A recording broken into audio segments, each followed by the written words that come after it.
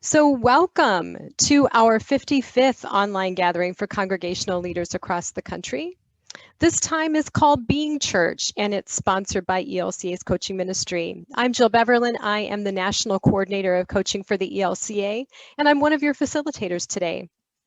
It's important for us to be reminded as we begin that this time is meant to be a safe and brave space for the people of our church to bring the truth of who they are and how they are doing.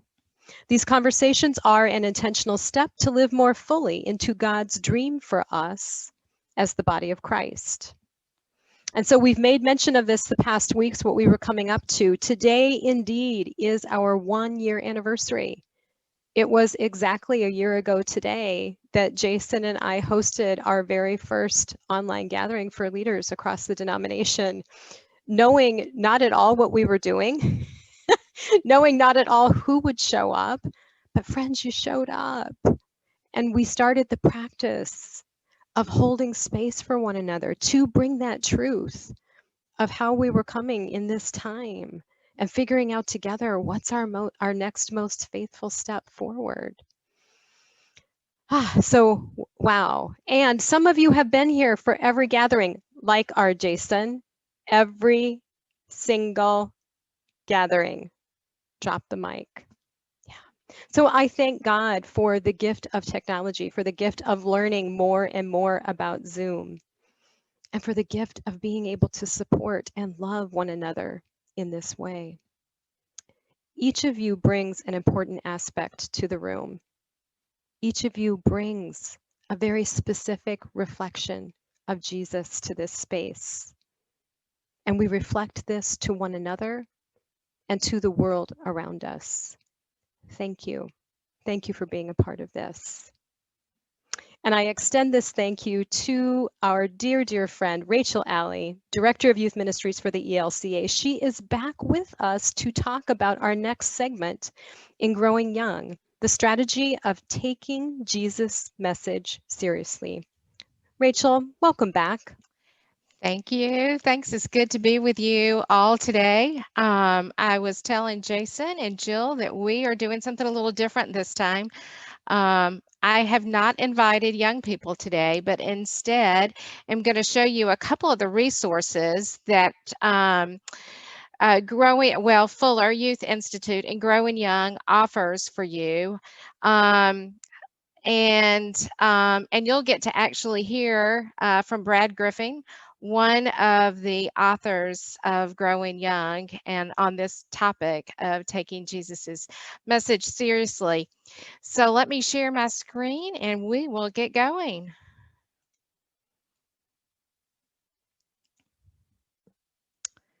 Share sound. Awesome. And then, okay, everybody, can you see?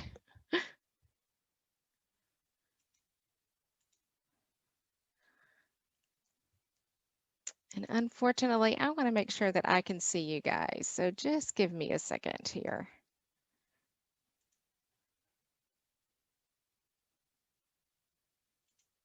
There we go. All right. So Jason, give me a thumbs up again. You can see my screen. We're good to go. Okay. All right. So today we're working again on one of those 6 strategies. This week it's on taking Jesus's message seriously. And so I'd like to open up with a video that you're going to be able to use if you'd like to from Growing Young. At the very end, I'll tell you how you can get a hold of these resources.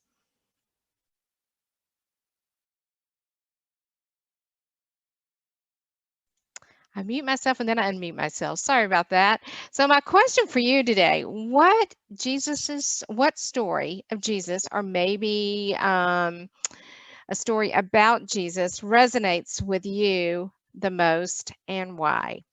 And if you'll post those in your chat today, I'm curious to hear from you.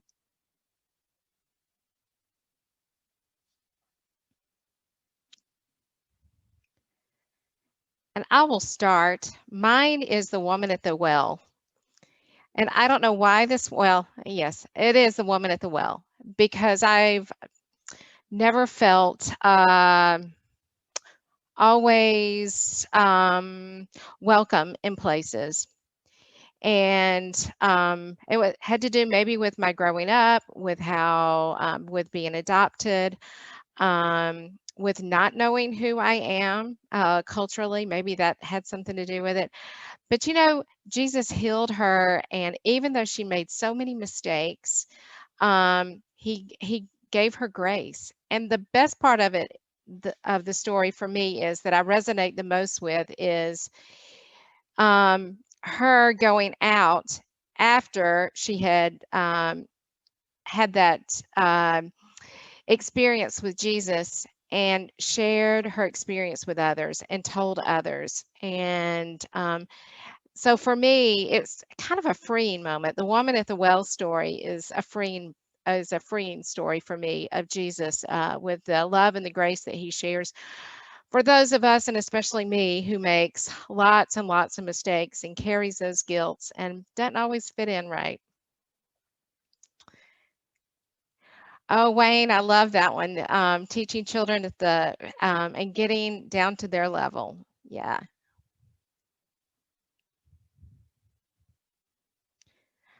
Oh, I love that, Julianne. Yeah, Jesus had great relationships with women, didn't he? Mary and Martha. I love that. I'm a Martha too.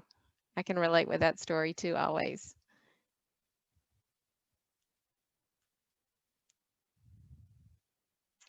Oh, Jill, yeah, Thomas, the doubts. It's okay to have doubts.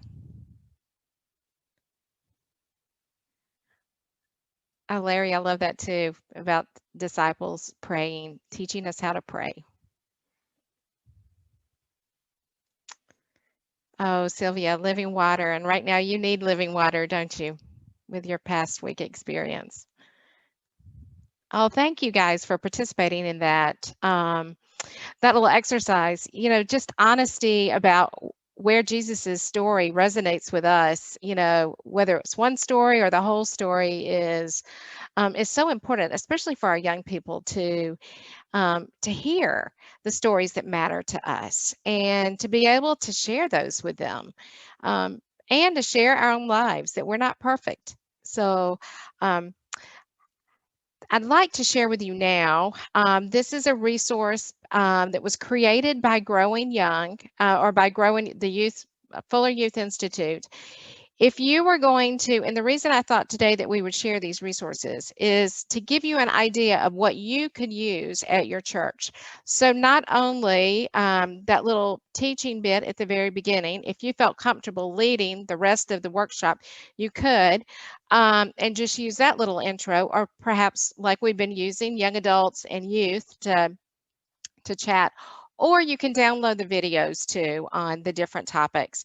And so this is the message today from Brad on taking Jesus's message seriously. There we go. So so that video is accessible to you guys. I think it's $15 to download. And if you wanted to take one or many of the other topics, you can. You can download those with strategies. I just wanted to give you a sample of that today, but especially for us in small groups to talk today too about what we're doing in regards to sharing Jesus's message. And so just a couple of reminders about some of the things that Brad shared and some of the things that are in the book is that we need to remember to talk less about abstract beliefs and theological terms, because we do, Lutherans especially, have a lot of good long words, and instead talk more about Jesus. Use stories to describe God's work in the world. And so in ways that you see God working and God doing good things. And then let's talk about heaven and inviting young people into a new way of life in the present. I have to admit, the church that I grew up in often sang "When We All Get to Heaven" and "Because He Lives" and all of these songs about heaven. But our young people today are more interested in Jesus and how he's active in their lives, and or how he can be active in their lives today, and less about what's to come. And perhaps maybe when they get older, they'll want to talk more about heaven. But right now, our young people want to talk about Jesus being active in their lives and sharing that with others and asking those questions. So ideas for ideas for us. Here's a couple: is create space for wonder. And if your youth groups right now are, and especially with Zoom right now, this is a great time just to throw out questions and give them time to talk about what they're wondering about. Um, as a little girl, I can remember too in Sunday school, there was always a point to the lesson, to what Jesus had to say at the very end of a Sunday school lesson. Maybe less these days on a predetermined point, and instead more about wondering. Remembering when we teach morals and character development that we also must remember God's grace and our identity in Him. And then emphasize the Holy Spirit and the work and the fruit that is happening right now in our own lives, in our own transformations each day, but also in this world.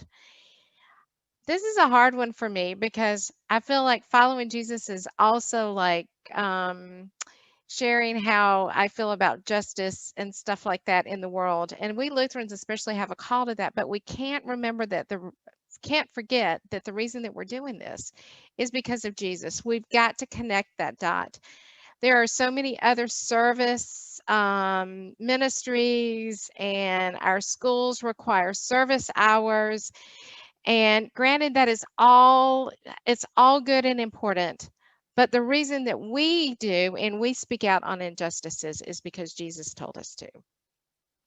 And we have to connect that dot with our young people.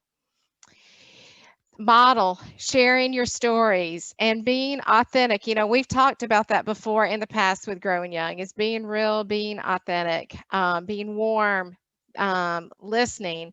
And so listening, but also sharing our own stories, and being vulnerable with our youth. And then teach that faith, and this is about a journey. It's not, especially for our young people, there's not a quick fix, but we mess up, we screw up, but we just keep on going because that's God. God keeps on going with us on this journey. And then finally, this is one of the things that I love about our church is the rituals that we have, whether it's baptism or communion, but helping young people see Jesus in those rituals. Our baptism, reminding them of Jesus's baptism as we baptize a new baby into our church family. Or the story of communion. When I was a kid and the church that I grew up in, every time we had communion, which was only the fifth Sunday of the year, every fifth Sunday of the year, our pastor also retold the story of communion and the first supper, or the supper with Jesus with his disciples. And it is a special and a holy moment now every time I walk to the table. I think about not only Pastor Tribble's story and message, but I also connect it to my life today. So anyway, rituals, stepping stones, and then teach the narrative. I participated many, many years ago in a study called Crossways. This was just a picture of, and there's all sorts of ways. You can teach just the Old Testament. You could teach the Bible all the way through if you wanted to. You could teach just a particular book in the Bible, the seasons of the year. I mean, but always be teaching the narrative. And so finally, we're going to go into breakout rooms. Jason, can you send us in there for 12 minutes? And then we'll come back. I was wondering, with this small of a group, if we just want to share together. Oh, yeah, we could. Sure. So the first question is, how often do you talk about Jesus in your meetings and among your leadership team? So at church council.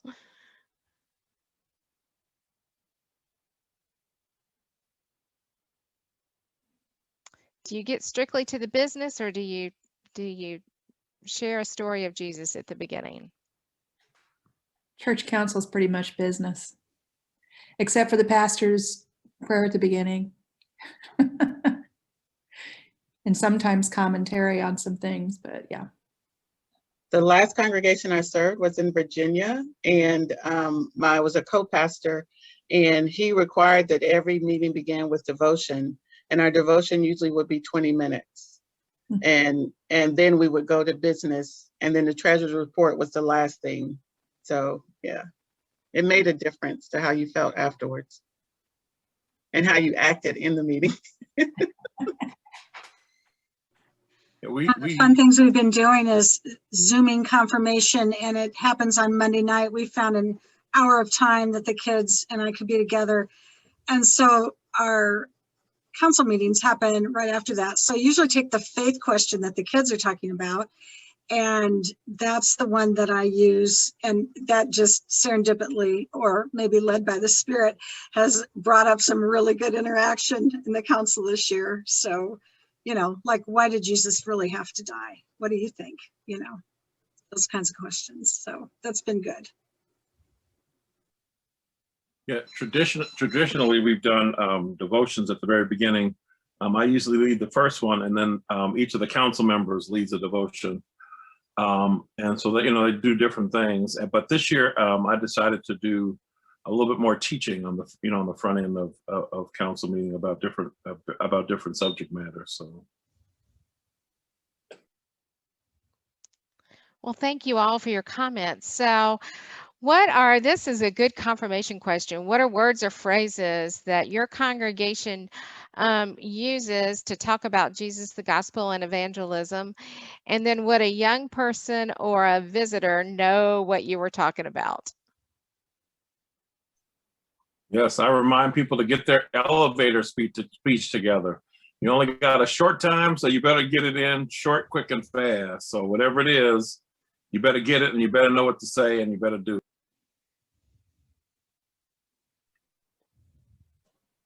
I would have to say that the preaching that we hear in our church is very much about abundant life now, and the kingdom being, it's here, you know, about God's realm and God's rule, and it's among us. And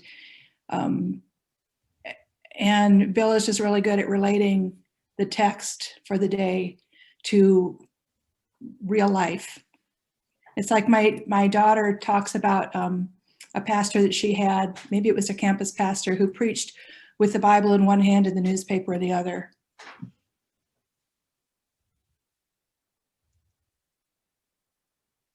Our evangelism program was Go Be Jesus for Somebody. I like the name, Mark.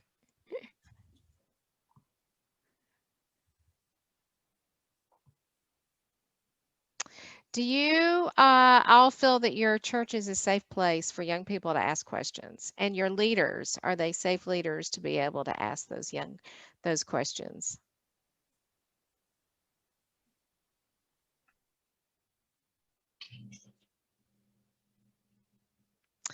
I think perhaps in part of our own trainings for our leaders, we need to teach them how to zip for a while and just listen and let young people talk.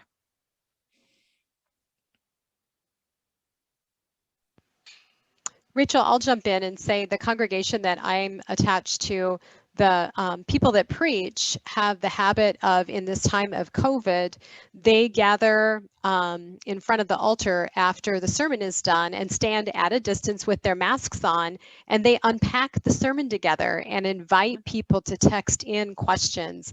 And it's been a beautiful way for people of all ages to ask questions. They have 3-year-olds having their parents text questions in. And so I think that that's one of those wonderful things that COVID has taught us is possible, is how to have a conversation immediately attached to the sermon, the unpacking. So that in my congregation has become a very safe space to bring those tough questions for people of all ages. That's neat. We have our godly play teachers come teach our other leaders about wonder and curiosity, and how to invite that from others. And then we occasionally hold a program that we call All Questions Considered. That's a time to reflect, and we commit to considering each question and not providing an answer. That's awesome.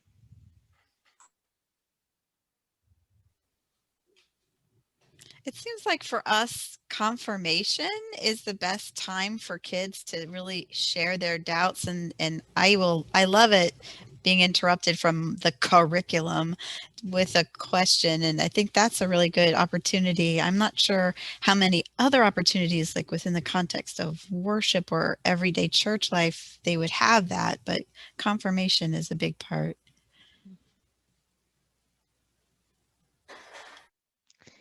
And it seems like when they get to college, well, into high school and to college, more questions continue to come up too for them. So as they learn more and experience more with life.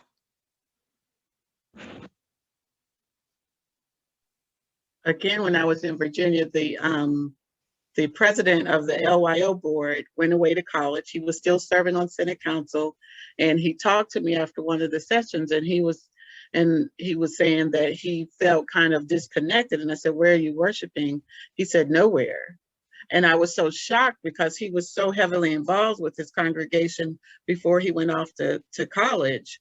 And when I talked with him, I remember just encouraging him to understand this was a time for him to kind of explore his own faith without anybody there to kind of influence him and encourage him. And I thought about us as a church. Other faith communities will have that season in the wilderness with their young people.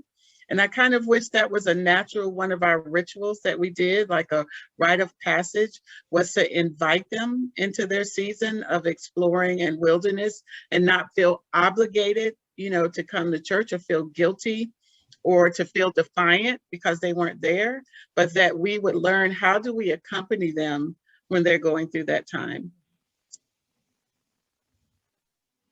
That's an interesting thought, Cece.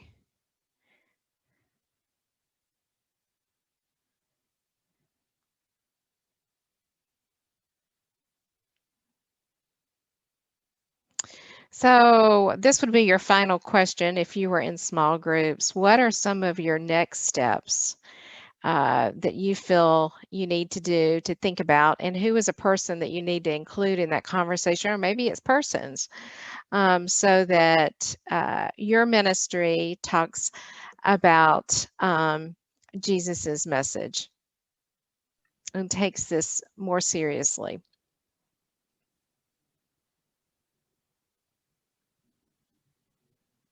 We're currently supposedly as a congregation, but it's actually council members and a few others discussing the book Growing Young. And we've got two groups that are kind of doing it simultaneously, and one of them has gone to chapter 4 and the other one hasn't yet started chapter 4. But anyway, there's some stuff here that I think is really going to be good for our next discussion. And I think of the adults in the group, especially a couple of women who are, 60-ish, 70-ish, who have all kinds of questions and doubts and have been in the church for a long time. In fact, one is a pastor's wife. And I think how great it would be if we had some young people as part of this, but we have not been able to get them into the discussion. But for them to be able to see that questions and doubts are a normal part of life and a normal part of the journey. Because I feel I feel that we are a safe place because people feel like they can express some of these things. But I don't know that our young people realize it yet. Yeah. So I'm not sure what the next step is there, except that, except taking it maybe to the youth Sunday morning class, maybe inviting some of those people to be part of it. Thank you for sharing. Thank you all today for participating. And so I love this Bible verse, and I wonder what you wonder about. And does it bring a visual to you? I am the way and the truth and the life. It's been an important part of my life. I had a picture of it, a visual of it as a kid on my wall in my bedroom. And then my parents sent it to me when I went away to college. And that was their way of saying that Jesus is the way. And so that was my visual. How about you? Did y'all does this bring up anything visually to you, this verse? I have a non-visual one. I studied German in college, and there are 3 ways to say the, and all of those are different thes. Like one is der, one is die, one is das. And so when I would read it in German, I would say the totality of everything is in this. Like there is, God is all things, the way, the truth, the life, in every possible form. So that was not visual, but something that I always think about. Yeah, I love that. I have one too, but it's about speaking life over me, something that I declare daily.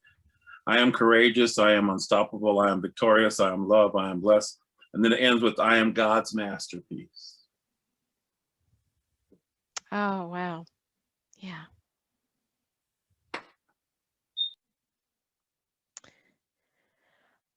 And this also verse makes me wonder too. And I just noted that we need to be praying for Deb, as she has the loss of 2 special women in her life right now.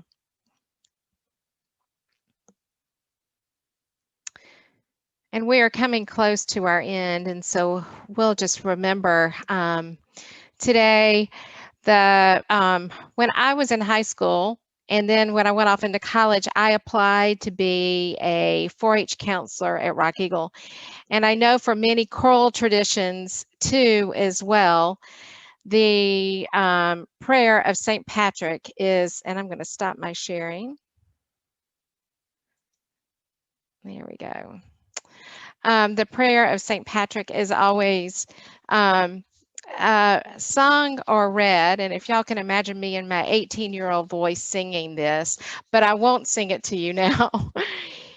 May the road rise to meet you. May the wind be always at your back. May the sun shine warmly on your face. The rains fall softly on your fields. And until we meet again, may God hold you in the palm of his hand. I love that. I love St. Patrick's Day, and I hope you all get some corned beef and cabbage, and maybe drink some Irish whiskey or green beer today too, as well. We're Lutheran, yay. So, Jill?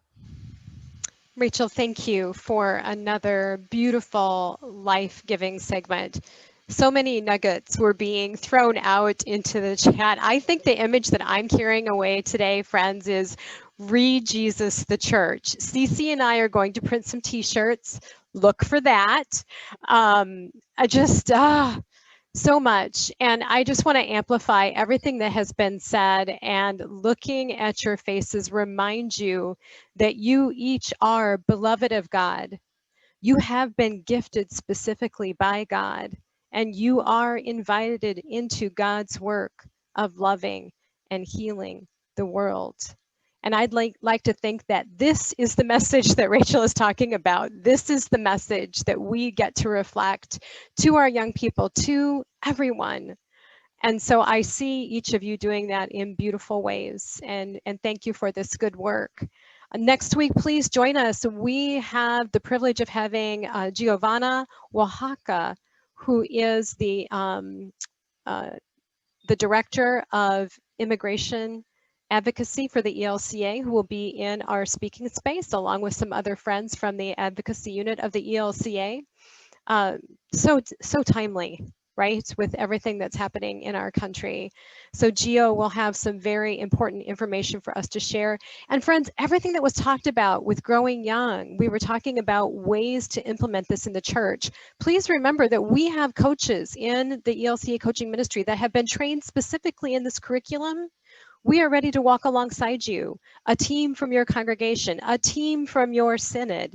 If you need some extra space to be held to figure out what is God's plan for us in this? What is our next most faithful step? We're here to serve. We're on the journey with you, friends. So we typically, at this point, hand the baton off to our dear friend, Deacon Tammy Devine. In addition to holding Sylvia in prayer, we are holding Deacon Tammy in prayer. She is tending to a family medical emergency right now. Maybe others of you in this room are tending just other things that have not been named out loud.